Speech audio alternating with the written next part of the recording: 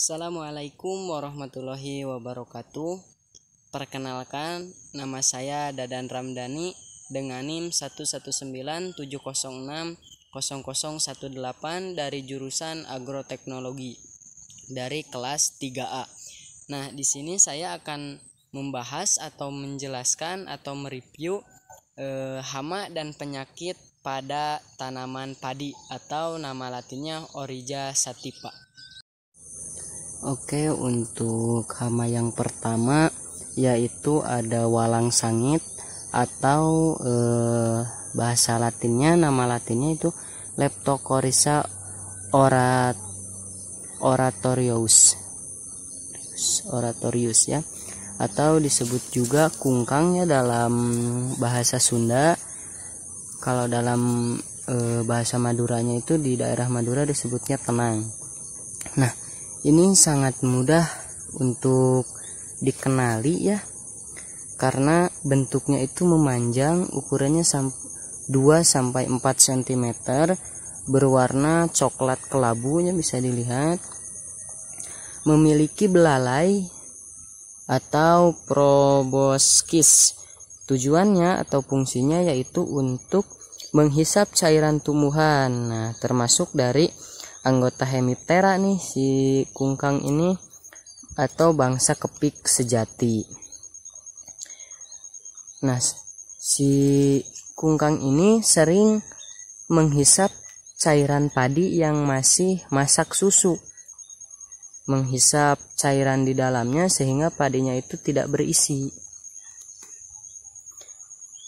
Tanaman padi juga bisa kehilangan unsur hara dan menguning atau klorosis.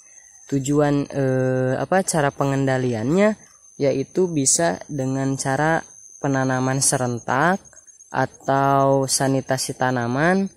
Kalau misalkan sudah serangannya cukup berat, bisa dengan insektisida.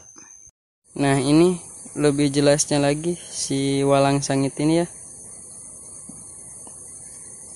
Tuh.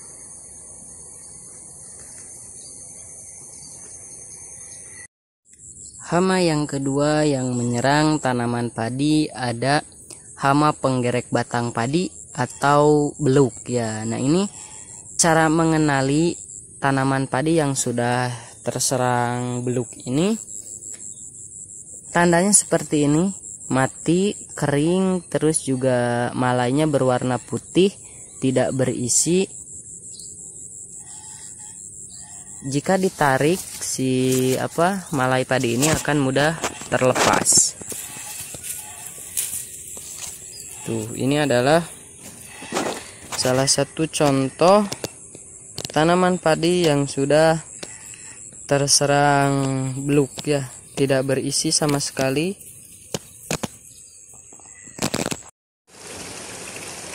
Nah, sekarang ada salah satu hama utama padi ya, yang menjadi musuh abadi bagi para petani, musuh bebuyutan bagi para petani ya, yaitu hama tikus atau nama latinnya Rattus argentipenter. Nah, bisa dilihat ya gejala serangannya seperti ini. Padinya itu tidak dapat tumbuh lagi. Terus juga batang padi berserakan di bawah, daun padi juga berserakan di bawah. Padi yang tersisa atau rumpun padi yang tersisa itu tidak berbuah. Bisa dilihat tidak tumbuh lagi ya perbedaannya. Ini yang tidak terserang oleh tikus ini, dan ini adalah yang terserang oleh hama tikus ini. Nah, cara pengendalian yang paling sederhana untuk meminimalisir dari serangan hama tikus ini yaitu dengan mengeringkan area pesawahannya. Karena kalau misalkan area pesawahannya itu becek ya atau diairi, maka si tikus ini akan serangannya akan semakin berat, bisa menyebabkan gagal panen. Nah, ini bisa dilihat ya, ini yang enggak terkena hama tikus ini, dan ini adalah yang terkena dari sekian banyak lahan. Hampir semuanya di sini terkena dari serangan hama tikus ini ya. Kebanyakan atau 90% lebih ya, hama tikus ini seperti ini. Makan padi hanya tengahnya saja. Jadi yang disisakan hanya bagian tepi. Tuh kan. Seperti kubangan, seperti itu, seperti danau kecil seperti itu ya. Oke, teman-teman semua, untuk hama selanjutnya yaitu ada keong mas. Nah, bisa dilihat ya. Keong mas atau nama latinnya Pamosea canaliculata. Nah, keong mas ini menyerang tanaman padi pada saat tanaman padi baru ditanam, sekitar 1-30 HST. Nah, hebatnya si keong mas ini, jika tidak ada air atau tanah sawahnya tidak berair, maka si keong mas ini akan menancapkan dirinya ke dalam tanah dan bisa bertahan hidup sampai berbulan-bulan lamanya. Hebat ya si keong mas ini. Nah, keong mas ini sangat merusak dari tanaman padi karena bisa memakan anakan-anakan padi yang baru ditanam, sehingga padinya itu jadi sedikit bahkan habis. Nah, pengendaliannya bisa diambil, dipungut ya keong mas ini dengan tangan kita sendiri, atau menggunakan musuh alami seperti bebek ya, karena kalau misalkan dengan bebek bisa memakan si anakan-anakan keong mas yang masih kecil, jadi populasi keong masnya bisa berkurang. Baik sahabat semuanya, hama yang selanjutnya adalah burung emprit atau burung pipit, atau nama latinnya Lonsura striata. Nah, bisa dilihat ya teman-teman semua, ini adalah ulah dari burung emprit. Burung emprit ini atau burung pipit ini termasuk hama kelas unggas atau apes yang memakan biji-bijian. Salah satunya adalah biji padi ini. Ini bisa dilihat ya. Tuh, hampir habis oleh burung emprit ini.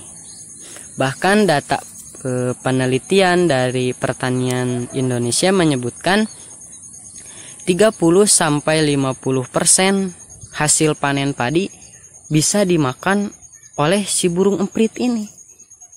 Jadi sangat banyak, meskipun kecil, tapi kalau misalkan terlalu lama atau terlalu banyak kawanannya bisa menyebabkan gagal panen juga.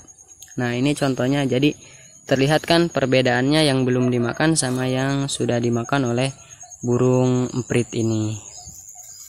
Nah, cara pengendaliannya yaitu secara mekanis atau secara sederhana juga bisa ya, dengan membuat orang-orangan sawah seperti ini. Coba kita lihat. Tuh, banyak burung emprit yang terbang.